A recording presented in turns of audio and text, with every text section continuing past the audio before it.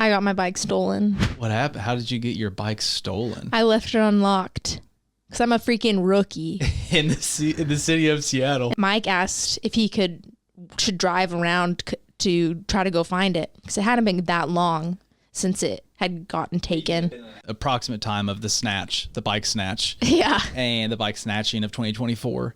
So I hop in the car and then I just get into the mind of a bike thief. Where would I go if I was the bike thief? As I'm sitting at the stoplight, I see a silver bike. It looks like the bike, but I'm not going to run a red light. It might not even be our bike. Patiently anticipating flooring it down this alleyway to catch up with this guy on this bike.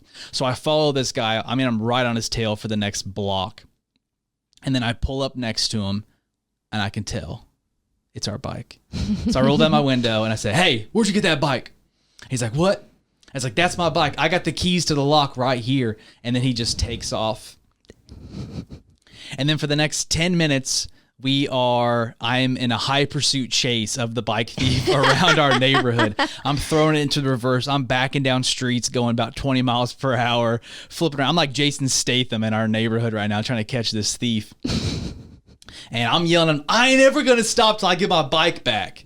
And I got the cops on the phone, but they're like, "You got to stop chasing this guy."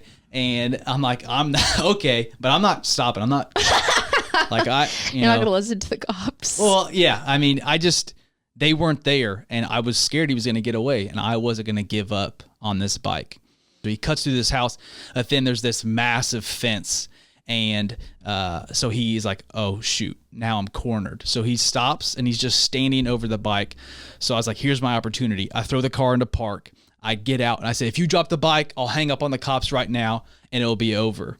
And that's where he turned from annoyed to me following me to aggressive. And he said, "What, you snitched on me?" So now he's getting in my face, chasing me down. And what the cop said is, "You can't follow him. He could be armed." And that didn't mean anything to me until he was in my face. And I was like, so I got a cowardice real quick. And that's when I hopped back in the car and locked the door. And I said, "If you leave the bike, I'll hang up on the cops." And then he's getting really upset that I'm on the phone with the cops. So I lied to him and I told him I wasn't even on the phone. I was just saying that to scare you.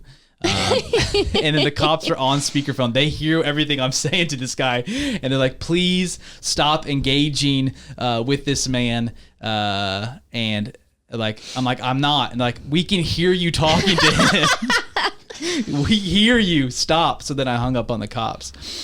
And then the guy was like, I was like, "All right, just..."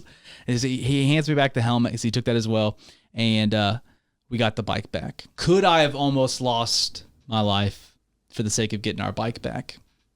Yes. I said thank you, but please never do that again.